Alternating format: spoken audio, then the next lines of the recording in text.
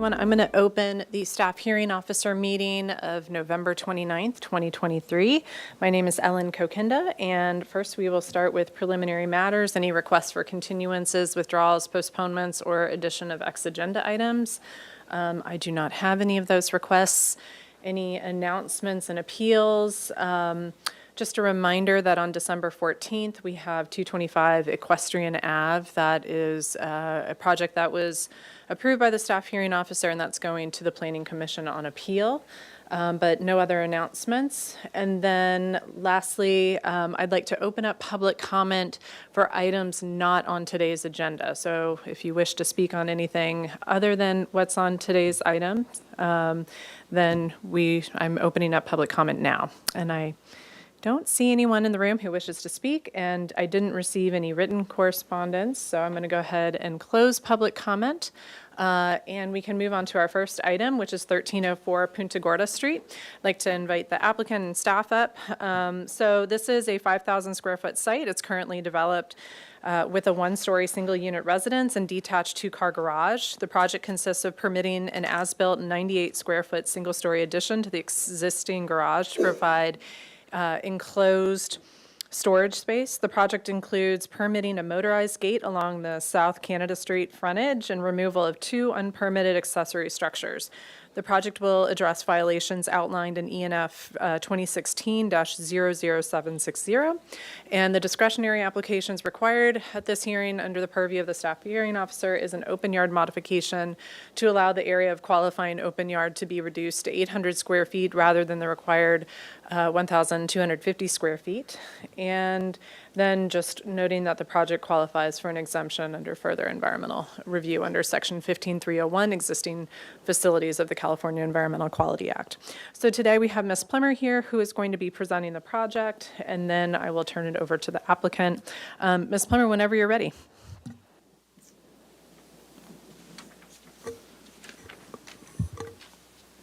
Thank you, Ms. Kokinda.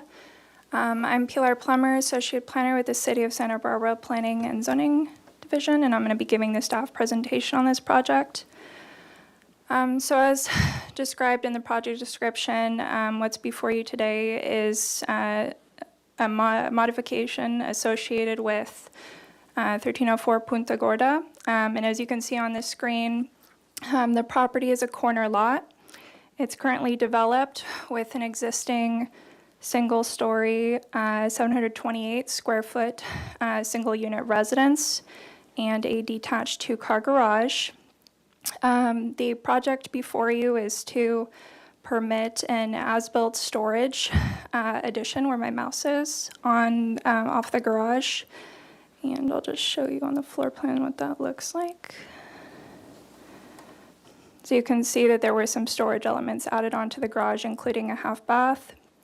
Going back to the site plan, this addition, while it does meet the required setbacks for the property, it is constructed in the existing area of available open yard.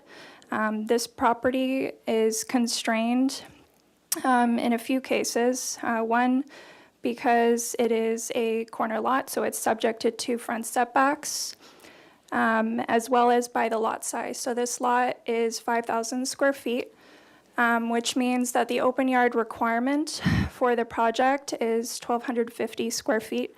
The existing condition on the property already doesn't meet 1,250 square feet of open yard, but this area where the storage space was constructed is the most usable area on the property that met the required dimensions, which is an area of 20 by 20.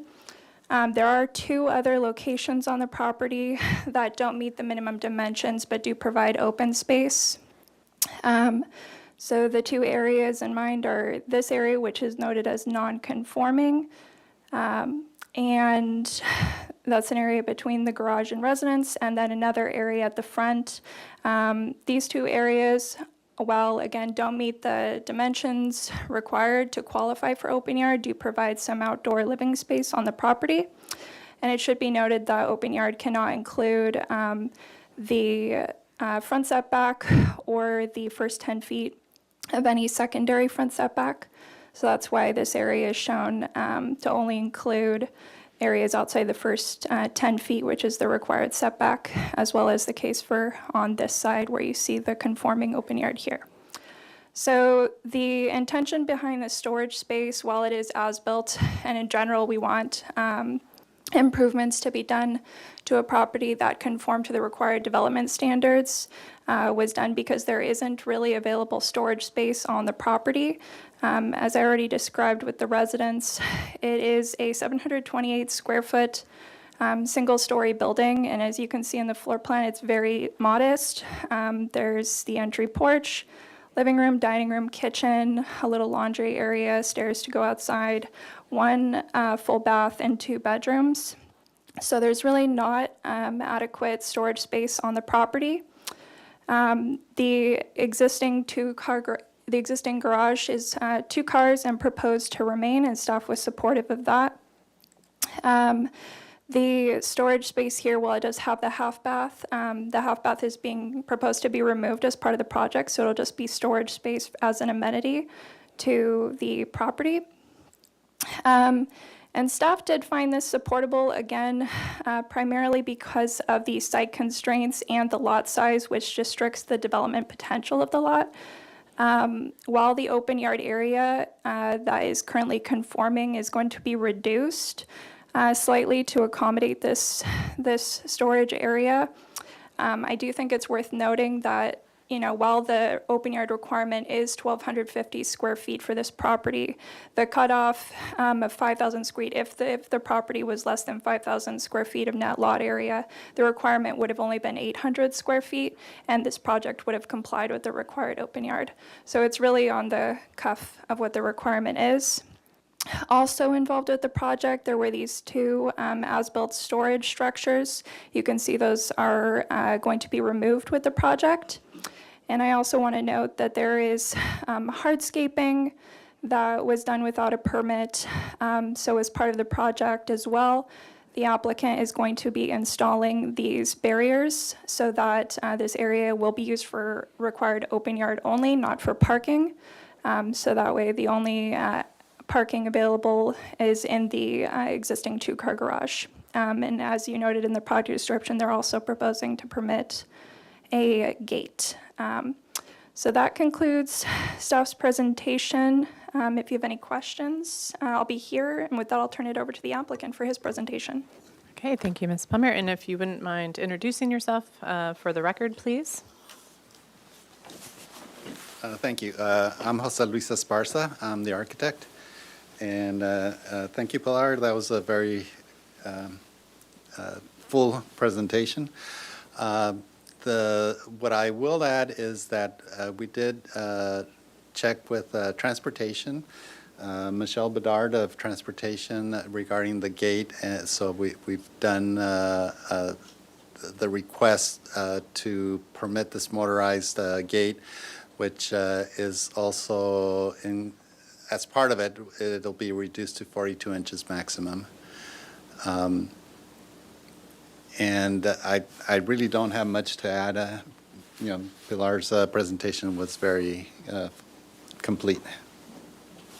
Okay, thank you. Now I'm going to open it up to public comment. If there's anyone wishing to speak on 1304 Punta Gorda Street, please let me know. I did not receive any written correspondence about this project, and I don't see anyone moving to speak, so I'm going to go ahead and close public comment. And just share that I did go out and do a site visit, so I'm familiar with the site, and read the staff report. And I guess I'm just wondering, with the removal of the 2 as-built storage sheds and the addition, like having the, permitting the existing, is this, do you believe that the owners will be creating enough storage on site for their wishes? I mean, I know that sounds kind of strange, but there were still some items that I saw, again, there's a lot of storage space being removed, but then also an addition of storage space to be permitted. So just kind of curious, kind of what is the, if the rest of the area will kind of remain open for open yard purposes? Yes, the intention is to keep it open for open space. The storage sheds were being used by the owner, not the tenant. He is a plumber, so all of that is being taken off-site and stored at a yard. Okay, that's very helpful.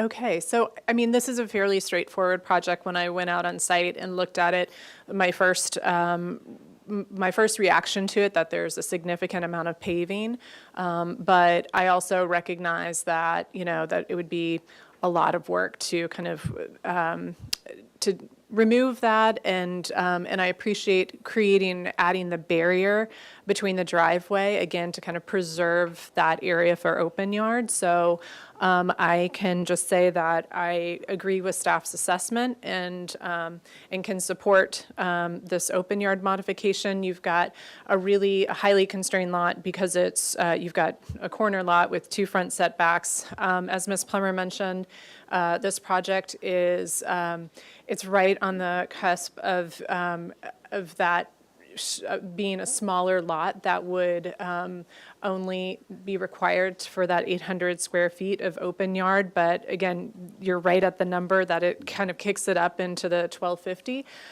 So I think with that, and you've got, again, the existing residence is really modest in size. And when we have these, original homes, small homes of Santa Barbara, there really is no storage on site. And there's got to be a way for homeowners or renters to be able to have storage on site. So I appreciate the going through the permitting process, abating these violations through this process. I think you've come up with a really solid strategy to manage this issue, and I can approve it with the one added condition that is written in the staff report about archaeological discovery. So did you read the staff report? You're familiar with this added condition?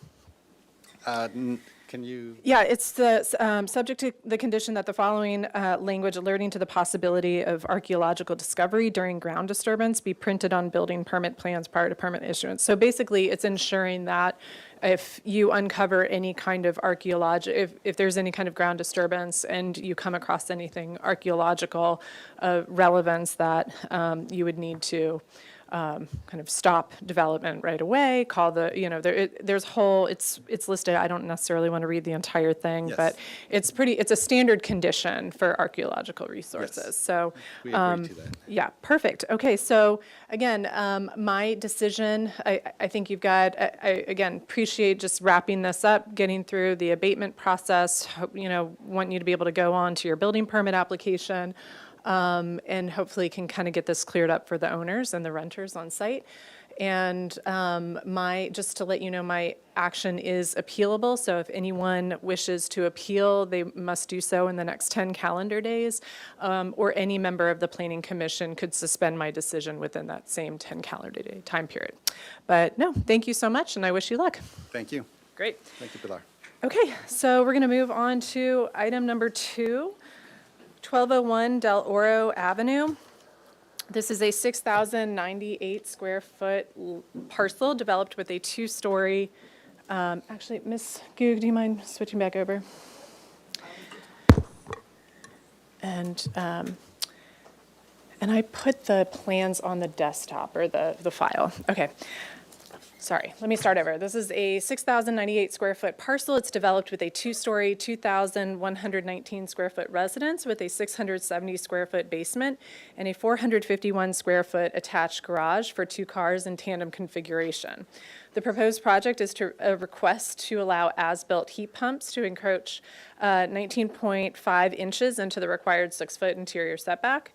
The discretionary application required at this hearing under the purview of the staff hearing officer is an interior setback modification to allow as-built heat pumps to encroach the 19.5 inches into the required 6-foot interior setback. And then the project also qualifies for an exemption from further environmental review under Section 15301, existing facilities of the California Environmental Quality Act guidelines. We have Ms. Brodesson here who's representing the project as the case planner. Ms. Gu, will you switch back over to the plans, Ms. Brodesson, whenever you're ready? Good morning. Thank you for the introduction. Again, Kelly Brodesson with Community Development. The project site is located on the corner of La Marina and Del Oro, about 1 block west of Shoreline Drive. I want to point out that in the staff report, my site map did point to an address 1 block up, at 1201, I think, Del Mar, so I apologize for that. No worries. It was the same address number on a corner, so. The project site is located in the E3 single-family zone and the coastal zone, and the neighborhood is a mix of 1- and 2-story single-family homes. As you stated, the 6,098 square foot parcel is developed with a 2-story, 2,100 square foot residence with a 670 square foot basement and a 450 square foot 2-car garage in tandem configuration. The proposed project is to allow as-built heat pumps in the interior setback to the south of the project site, or on the southern property line.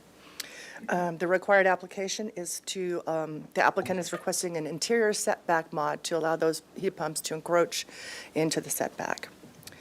To give a little bit of background, I was the case planner on this project in 2018, and the applicants received a coastal development permit for the project, and they also received a modification to allow an encroachment into the front setback along Del Oro, another setback modification to allow the house to encroach into the front setback along La Marina, and a third open yard modification to allow portions of the required open yard to have less than the 20-foot dimensions.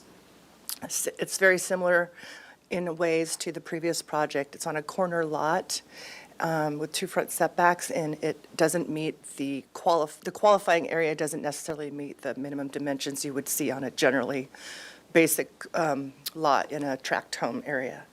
So open yards for all single-family residential zones, you're required to provide 1,250 square feet of unobstructed open yard with minimum dimensions of 20 by 20, and not to be located in the front setback. For lots with multiple open yards, such as this one, there is an exception that allows open yard to include a secondary front yard as long as they observe a 10-foot setback. So again, as I said, this project received an open yard modification in 2018 and has 770 square feet of conforming open yard. I think it should be noted that at the time, staff was not supportive of this mod. However, the Planning Commission did approve it, stating that they supported the project, the open yard mod, because of the small size of the lot, and then it was constrained by 2 front yards. Today's request is regarding the interior setback modification to allow these as-built setbacks or as-built heat pumps to exist and remain in the side yard setback. If the properties in the E3 zone have a 6-foot required setback, and during construction, these above-ground heat pumps were installed approximately 4 feet, 4.5 inches away from the property line. So when the applicants first approached the city, our first response was to ask them, hey, can you please remove these setbacks, these heat pumps out of the setback, because we believe there was an alternative location that wouldn't trigger a mod. For example, if they relocated them to the open yard, it would probably qualify for a substantial conformance to the previously approved open yard mod. So it would just reduce the 770 square feet a little bit additional. However, due to the lot being a corner lot with 2 front yards, relocating the heat pumps to the open yard would actually be more visible to the public. If you're walking along La Marina, due to the topography change between the public right-of-way and the open yard, the heat pumps would be visible from the public right-of-way, whereas in their existing as-built location, they're not visible to the public. Additionally, the current location of the heat pumps are within the 6-foot setback, 4 feet and 4.5 inches away from the property line, and they're 8 feet 6 inches from the nearest structure on the neighbor's property. And these These heat pumps reach a maximum decibel level of 59, and the noise level is reduced to 51.5 decibels as you approach the neighboring property line. So they would not exceed the allowable noise level of 53 decibels for the adjacent property. So for these reasons, based on staff's review and looking at alternative locations for the mechanical equipment, staff believes that this would allow an appropriate improvement on the site and would prevent unreasonable hardship due to the property having 2 front setbacks. And also, in this location, they're not visible to the public, and they do meet the noise requirements.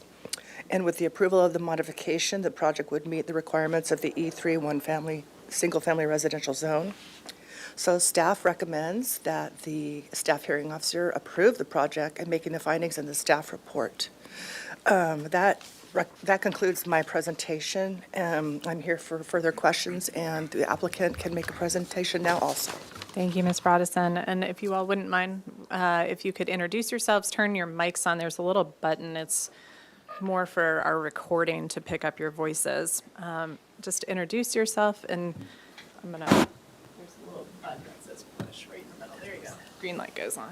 If you could just introduce yourselves, if there's anything you want to add to Ms. Broadison's comments, or just kind of your rationale for kind of how you got here, and then we'll go from there. Thank you, Ellen. My name is Joe Hopkins. My wife, Abby Hopkins, and I are the owners of 1201 Deloro Avenue. Also here is Tom Meany, our architect. Thank you, Kelly, for that presentation. I just want to elaborate on a couple of points. As noted, the heat pumps are amazingly quiet and meet the decibel level requirement of the city ordinance. The decibel level studies were done with the heat pumps operating at maximum capacity. The HVAC system of the house is actually divided into 4 zones, with each having a split unit with 2 units per heat pump, such that it would be very unusual to have all 4 of them actually operating, as was done during the decibel study. Generally, there would be 1 at a time, depending on where we are in the house. We turn the others off, maybe 2 on rare occasions.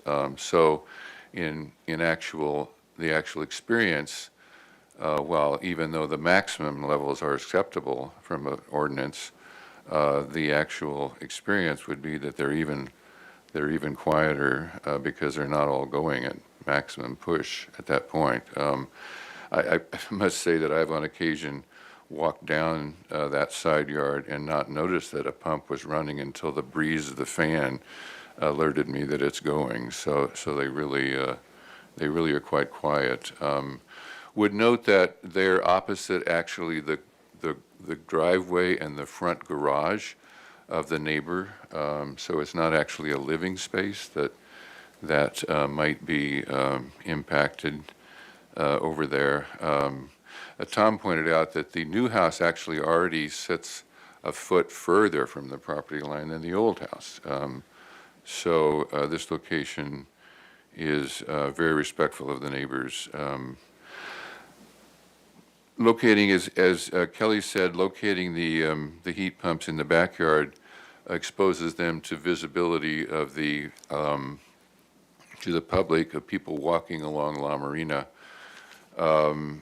The heat pumps actually are taller than the bottom of the windows in the back of the house. These are crank-out windows such that you have to pull them away from the house to make room for the windows to open, resulting in the front of the pumps would end up being, if they were in that location, 2.5 feet from the house in order to allow space for the window and then the width of the pump itself, making them even more visible there than they would be if we could tuck them into the minimum 6 inches for engineering purposes. So that point, I think, is a very important one. They would also disrupt the planned landscaping for that area. We have, my wife Abby particularly looking forward to having an espalier fig on that back wall that would be eliminated. Other plants and features of that area would be eliminated by having to put these pumps right in the middle of the landscaping, and that would detract from our experience of being in our backyard, as well as the impact on the public that's been mentioned.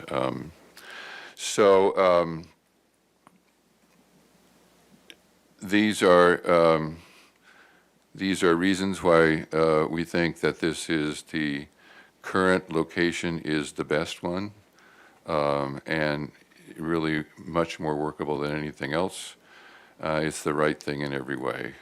So we ask the current as-built location be approved, and thank you very much for this opportunity to share our thoughts. Great. Thank you so much. Thank you for those thoughts. And now I'm going to open up public comment. If there's anyone wishing to speak on this item, it's the time to do so now. And I don't see anyone moving to speak. And I did not receive any written correspondence about this, so I'll close public comment and can share that I went out on site yesterday to view these heat pumps and understand and read this Ms. Broadison staff report, which was very thorough. And, you know, I think that I don't really have, it's a very straightforward project. I don't have any questions, but I can just give you my comments and kind of my thoughts as to why I'm supportive of this request. For all the reasons that Ms. Broadison pointed out, and as you mentioned, you know, this is it's already a constrained lot because it's a corner lot. We're dealing with that. You've went through built your new home and then had this situation come up, which is just unfortunate. Generally, you know, staff will always look for something that conforms to the zoning ordinance first, but that would be really challenging for this to reroute those heat pumps, you know, since they've already been installed. And I think the challenge is that the placement, which would be conforming, is actually less desirable because of the visibility issues. So if there was anywhere in that open yard that was approved, that you could see it from La Marina, or again within your kind of messing with your landscape plans, perhaps. You know, just this image kind of captures something that you had mentioned about kind of the how this lot narrows down. So it's not necessarily a clean rectangle, which also kind of, again, just poses challenge of kind of creating spaces and trying to kind of manage something that could be more conforming. The site visit really illustrates that, you know, there's a tall fence between the two properties at 120, am I reading this right? 1203 Del Oro. And then your property. And so the visual impact is quite minimal in the fact that this meets all the sound requirements. I don't see it being an aesthetic issue. I don't see it being a noise issue. And those are the two kind of primary things that I'm thinking of when I have a request like this in front of me. So I can go ahead and approve your interior setback modification. I think you have a beautiful design home, Mr. Meany, and you know, I think that hopefully you can wrap this up and be able to move on and get through this hurdle. So it's just an unfortunate situation, and I agree. I can make the findings for the interior setback modification as written in the staff report, and also concur that this project qualifies for from further environmental review under section 15301. So that's my decision. Again, I mention this anytime there's a decision, it is appealable within 10 calendar days, or any member of the Planning Commission could suspend my decision within that same 10 calendar day period. But otherwise, I wish you well and good luck moving forward, and enjoy your home. Thank you very, very, very much. Yeah, take care. Okay. Give me one moment.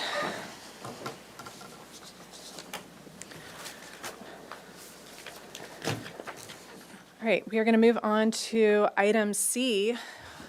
Ms. Skoo, do you mind switching screens for me? Okay, item C, last but not least, 138 Powers Avenue. This is a new item. This is a 91,181 square foot site. It's currently developed with the Railroad Square Industrial Condominium Complex consisting of 26 industrial condominium units in 2 closely spaced buildings, a 74-space parking lot and landscaping. The proposed interior tenant improvement consists of as-built mead production equipment, a new as-built mid-level mezzanine floor for storage, and a mead tasting area with service counter and 6 seats for customers. Adjacent zoning designation and land uses surrounding the site are industrial. The discretionary applications under the jurisdiction of the staff hearing officer at this hearing are a parking modification to allow no additional parking to be provided for the increased floor area and tasting area, and then a coastal development permit to allow the proposed development in the non-appealable jurisdiction of the city's coastal zone. Staff has determined that this project qualifies for an exemption from further environmental review under Section 15301, existing facilities of the California Environmental Quality Act guidelines. Today, we have Mr. Bauman here, who is going to be presenting this project, and I will turn it over to you whenever you're ready. And then, Ms. Gu, if you wouldn't mind going back to the screen for plans. Great, thank you. Right. Good morning, Ms. Kokenda. Thank you for the project description.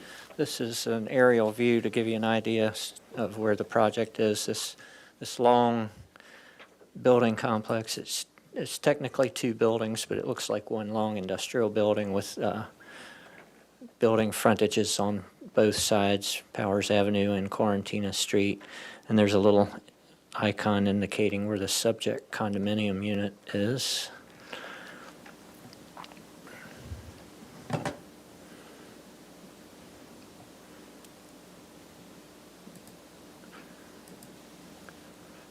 I'll show you I've got a set of photos that I'll run through in a minute, but here's the photos in the plan set. This is a good site plan. It's also sort of the proposed site plan.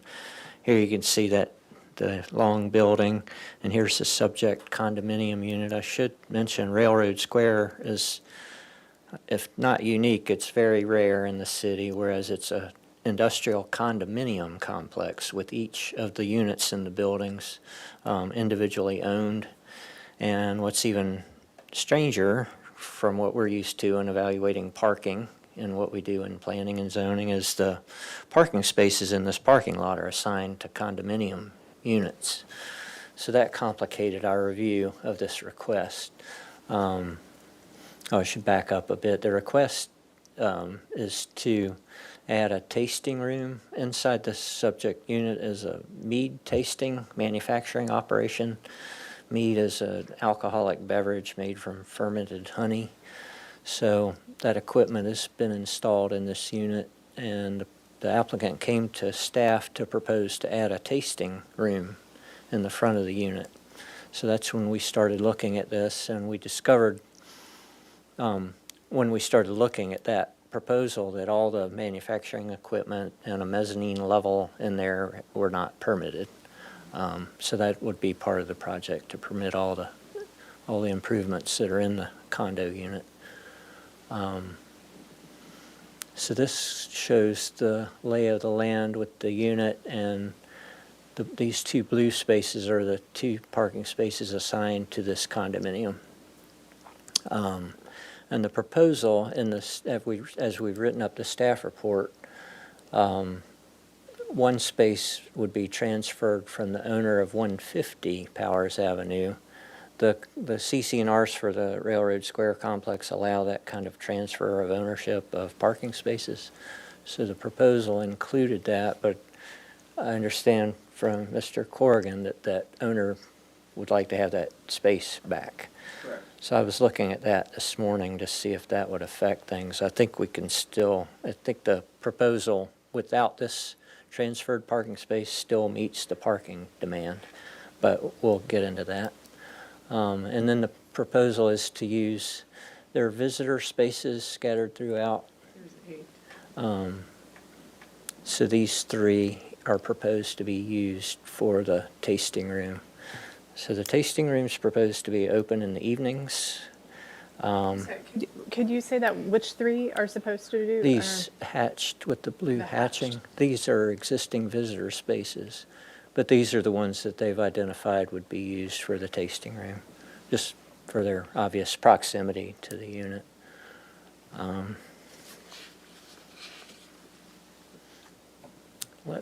Now that we've got the project description a little bit, let me show the photographs. This is from a site visit that staff did. The land development team went out, the applicants had us out there to do a site visit as a group. This is from the unit looking out to the parking lot toward Powers Avenue. And you can see an indication here where each parking space has a sign indicating who owns it. This is kind of that front corner of the unit. You can see the big open door over here.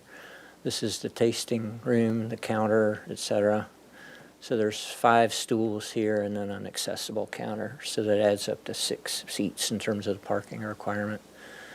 And kind of panning around inside the space, now you can see kind of the dividing line.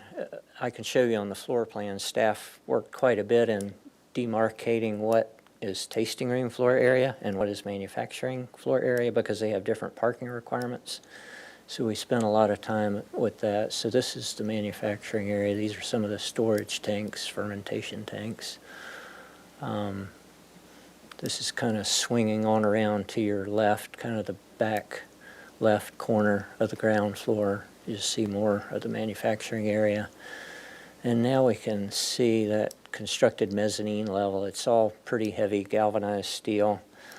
The owner told me that it was built to building code, which is good because it'll have to meet building code, but he says it's constructed so that it'll meet code. And on the mezzanine is storage use, and here you can see some beverage cans stored up there. Another view of how that's used for storage. And then this is the stairway, the bottom of the stairway that goes up. This is an old stairway that goes, it just shoots right by this mezzanine and goes all the way up. This is the floor of the upper level. And the mezzanine was put at an intermediate level between the ground floor and that really high old mezzanine, just some more equipment. And in the back of the ground floor is a big walk-in refrigeration unit. So we've counted that as storage floor area. And looking back out again toward the front. And some parking lot photos. This would have been that 150 Powers Avenue space that was going to be transferred. And then I think these are the 2 here, or these 2 are assigned to the space, or to the unit. Just some more views. And this is that very high mezzanine level, the old existing one that is used for storage, and that's got a window up there in that upper level. This is all top floor level. And there's some accessible parking in the corners. I took these pictures for the benefit of building and safety so I could show them to see if they had any thoughts. And then there's the front of the space.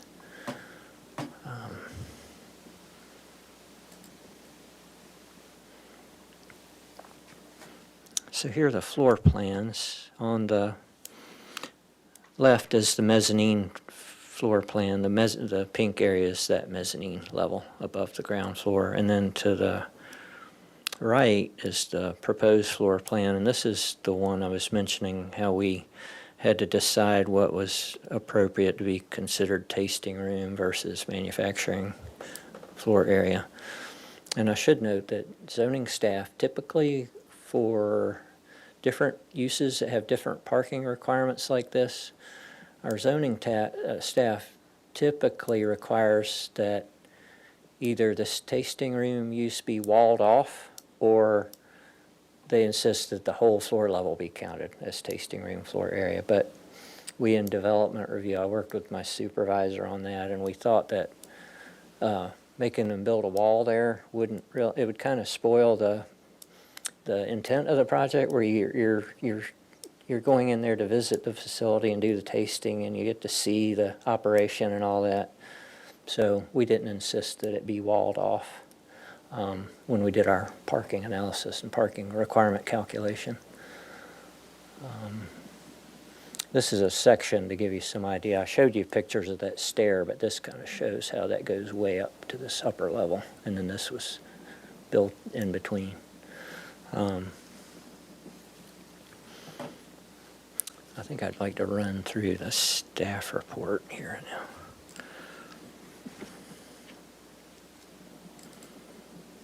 Or just take a look at it, because we've got some proposed conditions of approval. So the project requires and is requesting a parking modification and a coastal development permit.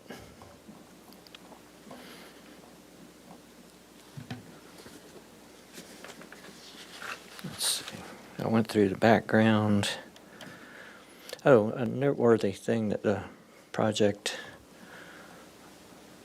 achieved, I guess you could say, is on June 27th, it received a city council designation as a community benefit project in the economic development category. So Railroad Square as a whole has used available minor additions and small additions of floor area per the city's non-residential growth management program.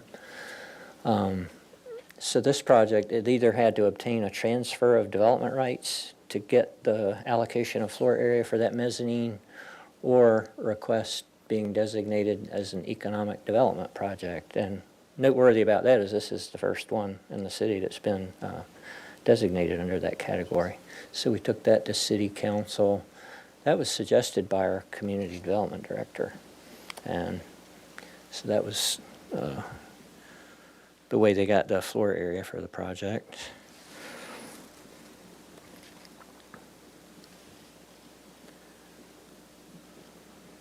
So the project data, the existing condominium unit basically increased by this amount by adding the mezzanine.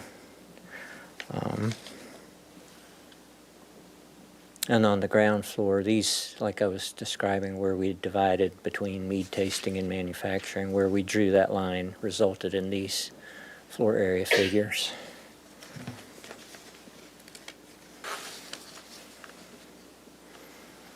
And then once we had figured out how much floor area was per use, then we came up with the parking requirement.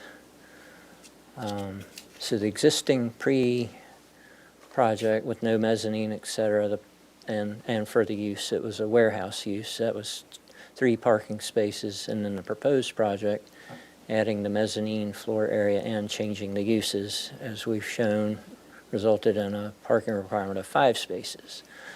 So the existing site with its existing 74 parking spaces, there's no way to add additional parking spaces.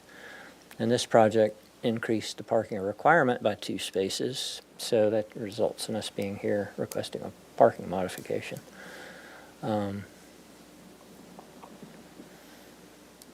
So a parking modification, the findings for that are that the project meets its parking demand. So we've got a parking demand study that supports that.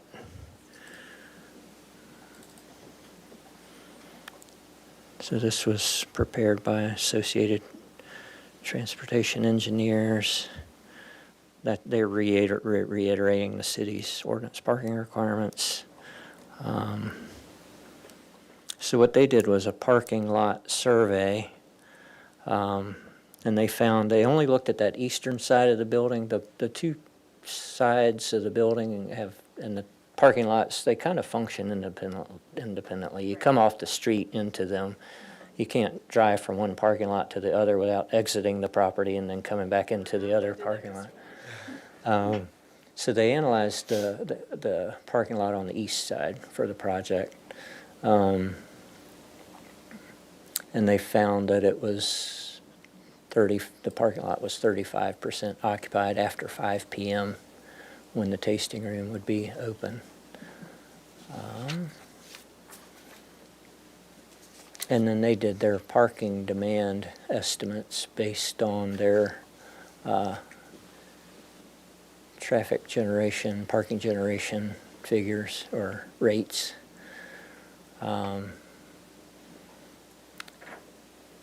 So the peak parking demand during the day is 4 spaces, and then the parking demand after 5 p.m. is 3 spaces. So the project's got the 2 assigned spaces and is proposing to use the 3 visitor spaces.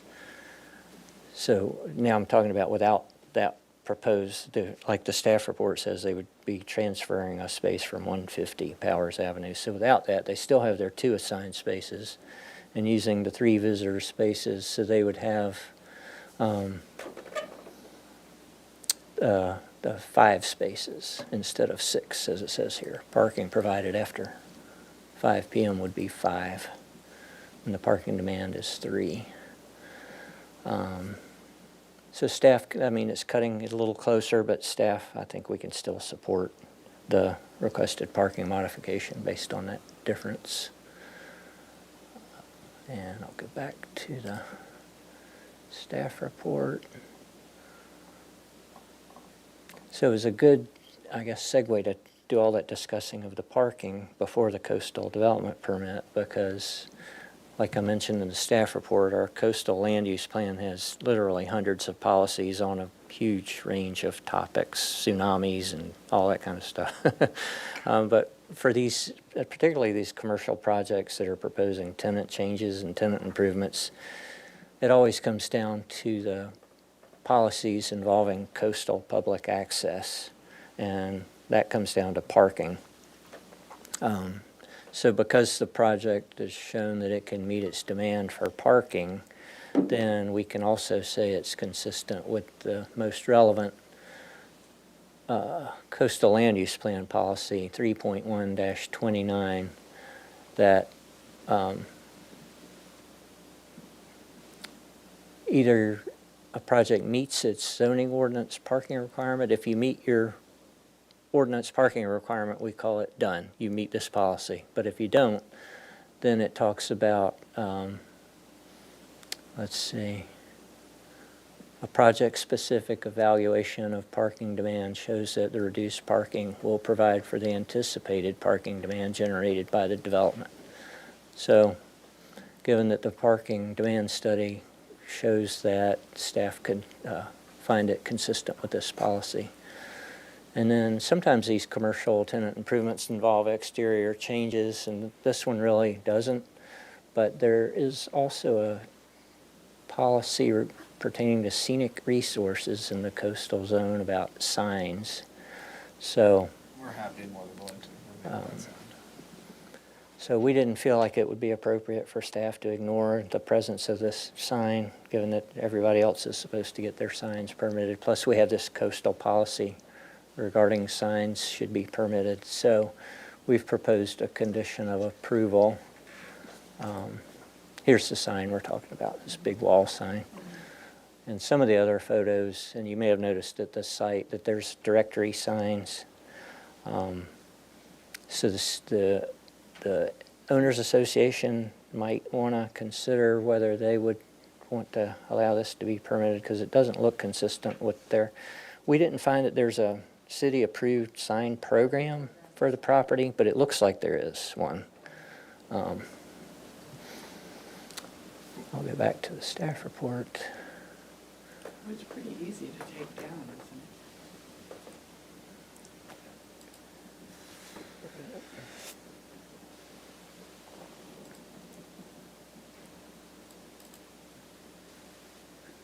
So we've made that a condition of approval. So here's our proposed conditions of approval. The tasting operation shall not open earlier than 5 p.m. on weekdays. They're proposing to also be open on weekends. And building permits be obtained for all the unpermitted work.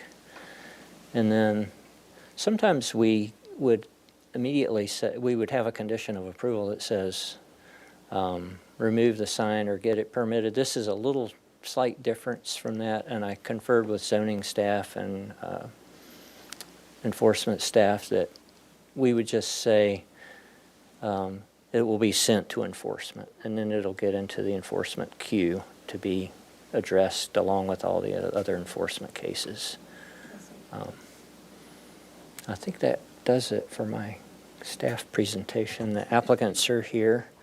And Yeah, thank you, Mr. Baumann, and then if you could please state your names for the record and kind of walk. feel free to use it. Yeah, if you want to walk me through your considerations, kind of how you can, what your request, kind of navigating this. And I know that we've had a lot of robust public comment in the last couple of days, so, if there's anything there that you want to respond to, I'll have some questions about that. So Right. it generally, and it sounds like I'll give it right back to you, but I'll have you give your presentation, then I'll open up public comment, and then we'll go back for questions and discussion. So, Right, thank you for reminding me of that, because we looked at the public comment about the concerns from the other condominium owners in Railroad Square about this use of the parking lot,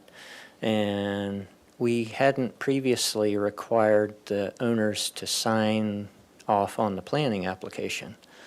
Because the way we were looking at it, it was just this one owner within this one condominium unit. So we have that owner's signature, but now we can see that we are using the parking lot to some degree, and we know that we have concerns from some of the other owners, so we think it's now the time to make sure all the owners are in support as far as needing a letter of authorization from the owners for this application.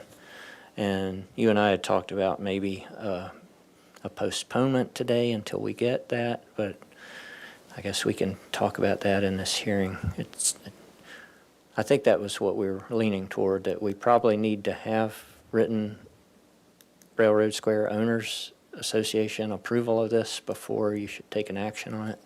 well, I'd like to hear what the applicants have to say, and then I can kind of go into some thoughts and yeah, but if you wouldn't mind introducing yourself for the record, and we'll go from there. Thank you, Mr. Baumann. Thank you, Mr. Baumann. My name is Austin Corrigan. I'm the owner of High Seas Mead. I was born and raised here in Santa Barbara and founded High Seas Mead to establish a Santa Barbara-based small business. I respectfully request approval of a parking modification and coastal development permit at the High Seas Mead warehouse located at 138 Powers Avenue. At our facility, the existing 1,659 square foot ground floor is used for manufacturing and storing mead, our honey-based fermented beverage. This space also includes an accessible bathroom and stairs to a 706 square foot upper floor warehouse space. There are two designated parking spaces for 138 Powers Avenue and 3 visitor spaces. Please see the attached parking study provided by the Associated Transportation of Engineers. Our project consists of a mead beverage production facility, including an as-built 780 square foot mid-level mezzanine in an existing industrial condominium unit in Railroad Square. The project also proposes a 986 square foot, 6-seat mead tasting area within the existing ground floor space that will be open to the public. We are requesting a modification for the parking requirements for 138 Powers Avenue. The modification would be for parking beginning after 5 p.m., as there are no other businesses open in Railroad Square after 5 p.m. This has slightly changed in the last week as the Music Academy next to us has added a class in the evening, but it's for parents dropping off their children. The data presented shows that the eastern parking lot at the Railroad Square building was 35% occupied after 5 p.m. on Thursday and Friday. The 3 guest parking spaces were unoccupied during the surveys. The data indicates that the parking spaces available for the project after 5 p.m. on weekdays is 5 spaces, 2 reserve spaces plus 3 guest spaces. The parking demands generated by the project on weekends would be the same as the parking demands generated on weekdays. Now 2 spaces plus the 3 additional visitors. Field review of the eastern parking lot conducted by the project team and shown on aerial photos from Google Earth confirm that the parking occupancies within the eastern parking lot on weekends are substantially less than on the weekday parking demands, as the majority of the tenants are closed on weekends. As shown in the photos, the Saturday parking demands range from 5 to 9 spaces, indicating that ample parking is available for in the parking lot on weekends to accommodate the project parking demands. On June 27, 2023, the project received a designation by City Council as a community benefit project in the economic development category, Santa Barbara Municipal Code, Chapter 28.85. Please note that because the project proposes less than 1,000 square feet of net new non-residential floor area, a development plan is not required. As proposed, High Seas Mead's tasting room will not impact coastal access, and therefore we are requesting to be granted a coastal development permit. The High Seas Mead project is not and will not cause impact to the coastal zone whatsoever. At High Seas Mead, we are a young, ambitious business that is looking to bring our Santa Barbara community together. Even with production and distribution growing, the tasting area would benefit our business financially and communally by allowing customers to come together. As a leader of mead production in Santa Barbara and beyond, this project approval would support diversity and balance in the local economy by establishing or expanding business in sectors which currently do not exist on the South Coast or are present only in a limited manner. In addition, the project would provide new recreational, educational, and/or cultural opportunities for city residents and visitors. Finally, the project would help beautify Santa Barbara and lead to the gentrification process of our neighborhood, providing a safer and cleaner and more enjoyable environment for the local community and visitors. We are confident that High Seas Mead facility will both economically and socially benefit the city of Santa Barbara and its residents. Thank you for your time and consideration.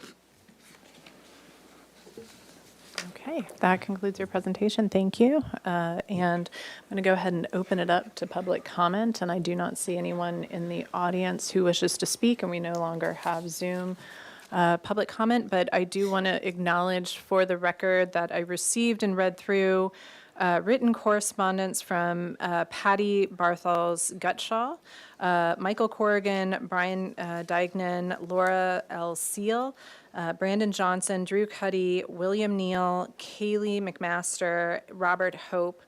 And so I'm going to go ahead and close public comment for this item. And unless, Ms. Gu, was there anybody else that came in? Okay, that I'll close public comment. I do want to acknowledge that I did a site visit yesterday. I wasn't able to go in, but, the photos were really, I understand kind of the concept, and I walked around the whole site, and a lot of the spaces were open, so I kind of have a sense of how the spaces function in addition to reading the plans. I do want to acknowledge when I was out on site, I caught a couple of people who were kind of understood that I was with the city and was really, kind of looking at this particular project, who voiced some concerns to me, just kind of wanting to understand a little bit more about the project and just having the concerns about parking. I want to acknowledge that I'm very familiar with this area and the parking concerns, parking anxieties, this site and beyond. I started in enforcement here at the city, and doing my first tour of the city, this neighborhood was one of the first ones that I toured from an enforcement standpoint because of the parking concerns. So it's a particularly sensitive area that, again, I know kind of goes back quite a long ways. I want to acknowledge that I would love to hear from you, just kind of moving into some questions to kind of hear from you kind of what the conversations that you had with the other owners about parking, kind of how you navigated selecting those particular parking spaces. So if you could respond to that, that would be super helpful. Yeah, so there has been in the last few days a big uprise in the railroad or square community. One of the individuals who had originally offered to help me out by signing over a spot was approached by other owners and made to feel he wished after discussing with him that that I would withdraw his statement. Can't speak on to as to why or how that evolved, but it's not my business. I've talked with my 3 other neighbors directly to the right of me over the last 48 hours, and we've kind of come to a term where I'm more than willing to self-enforce and be the policeman of guests visiting my establishment. I'll happily set out cones, be the enforcer, which they have. Two of the 3 have agreed to. I'm still waiting on a response from the 3rd.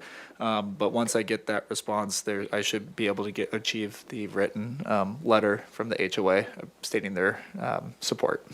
And that also goes to kind of the selection of the visitor spaces, kind of identifying those as part of it. As were those included in previous conversations with the association, the ownership association, or just kind of, again, like what was the selection process? So the selection process is, we've got a parking lot with a handful of visitor spaces, right? I mean, visitor spaces, there's many businesses that have consumer-facing storefronts in that facility that. And I made sure to park in one of the visitor spaces yesterday. I read all the signage and I parked in one of the visitors.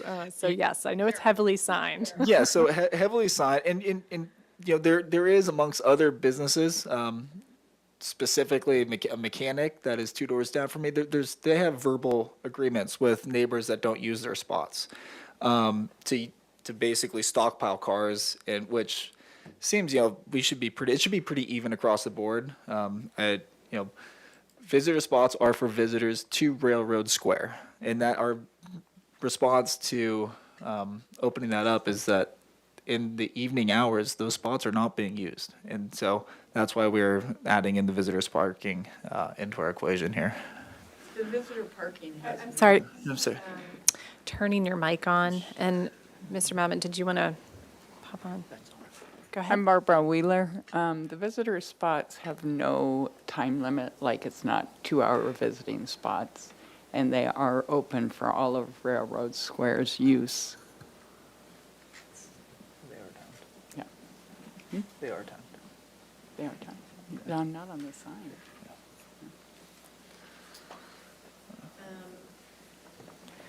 So then, I think one of the things, and you were saying how things have kind of changed more recently with the Music Academy and kind of adding an additional class, which is kind of, again, I heard comments from about that yesterday while I was on site, and I'm don't have the gentleman's name, but just thinking about maybe more of the more recent concerns about parking and kind of the assumptions, and having some slight changes of kind of what is seen perhaps in the evening hours. But again, I know that your parking demands, I've read through the parking demand study to understand that they concluded that there was sufficient parking for in the evening, but kind of just additional information. I know, I just want to acknowledge, and this is probably more for people tuning in to that, when staff looked at this, I was kind of looking at it with like a horse with blinders on, that there are businesses that have come in and out, and sometimes they get, if there's, we weren't opening up the scope of your project to look at the entire site to see what is every single use, and are there other as-built items, or, what is the parking? We weren't calculating the parking for every individual tenant. So as those changed, again, it's just trying to make sure that the parking demand is met. So I just, again, kind of acknowledge that where there could be, other people may not have, changed use, but perhaps didn't necessarily have, I don't know what their process, I don't know what they went through necessarily to do that, or if anything. I think my biggest concern, and Mr. Bauman brought this up, is that part of any planning application is to get, most of them are homeowners associations for condos. This is a really unique site. It's really an interesting site because it's an industrial condo association, a kind of unique makeup, but with that, we would generally need signatures. But I wanted to be able to hear your presentation today, understand, again, I've read through a lot of the concerns and the support. For anyone tuning in, and for your condo association, I just want to say that, the city council this project had to go to city council and received a designation as a community benefit project. So city council has essentially kind of set the tone at the benefit of your project. You're trying to address the as-built conditions. I don't have any concern with the interior of the property because of the, first of all, you're trying to clean it up to address the mezzanine level. It's, looking at all the different bays, you can see that, there is a second floor, but they're so tall that you're kind of creating a more usable space by having this storage area. So it kind of makes sense. And, every business is slightly different or might have a slightly different floor plan within there. But, it's been deemed a community benefit project for economic development purposes. You're trying to clean it up and address the as-built issues. The parking aspect and kind of the where and getting that condo approval is the biggest kicker, or just kind of making sure that, I heard from people yesterday that they, it's not that they're not supportive, it's just they want a little bit more information or kind of understand some of those assumptions. So that was kind of my flag of, okay, like I think this is a great project, and I really want you all to get there, but I want the condo association to kind of be clear on kind of what those assumptions are. And I also want to acknowledge that the CC&Rs, this is a private thing. So from the city standpoint, from the, kind of how staff kind of looks at this and the parking demand, those I want to be upfront and say that I'm able to be supportive of the concept. But there's this extra piece, and the parking demand study shows that you need 5 spaces. You wouldn't be operating at 5 p.m. It sounds like you've got some ideas in terms of enforcement and how to manage that, and just kind of have those extra communications with the association, I think would be really helpful.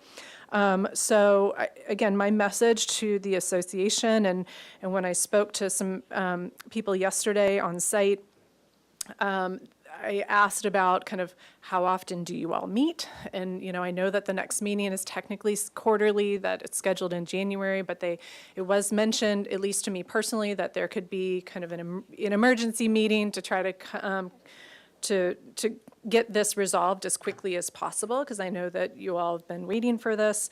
I think that I want to point out that due to we have something, the state has a Permit Streamlining Act, which you may or may not be familiar with, and it's written here on the first page of the staff hearing officer staff report.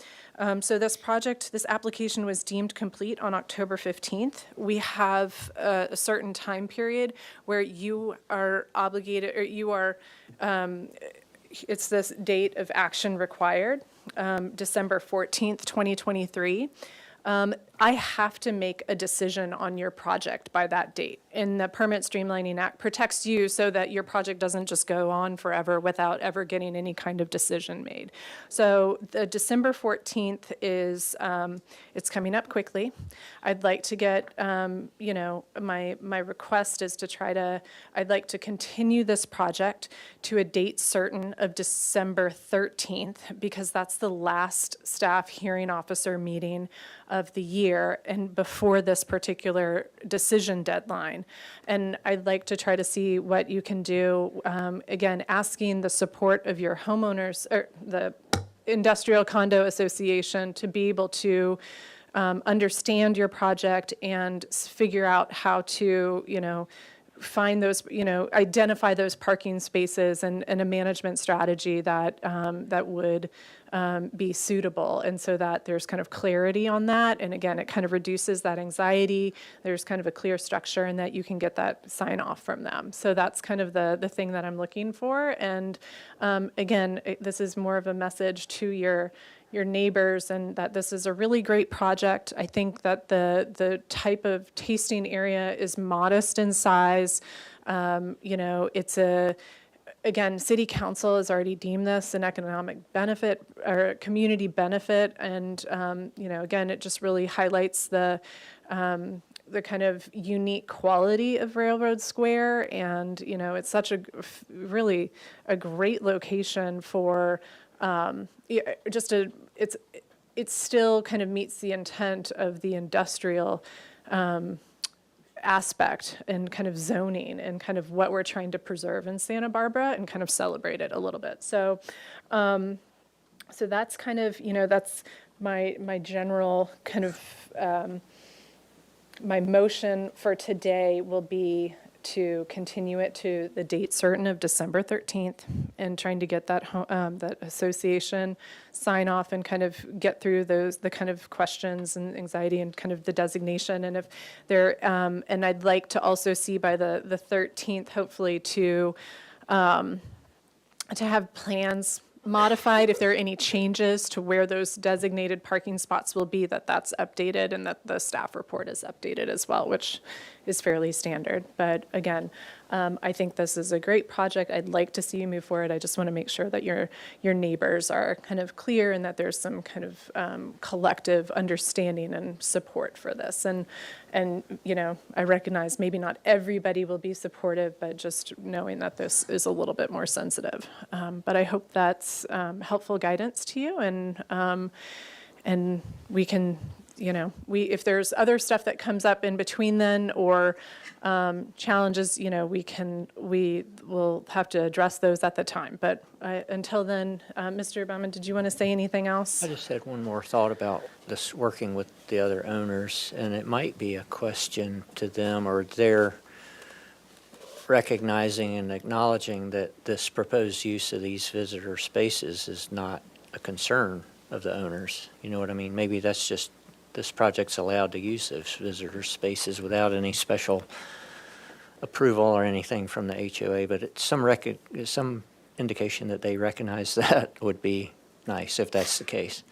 Yes, and I honestly, I know less about the private CCNRs of this in all the history, and, I know it goes back to, the close to the year of my birth, but I do think from the city's standpoint is that you as an applicant have met all the requirements that that I am able to make the findings, the necessary findings for the coastal development permit and for the parking modifications based on the transportation study, the parking demand study that was done on October 23rd.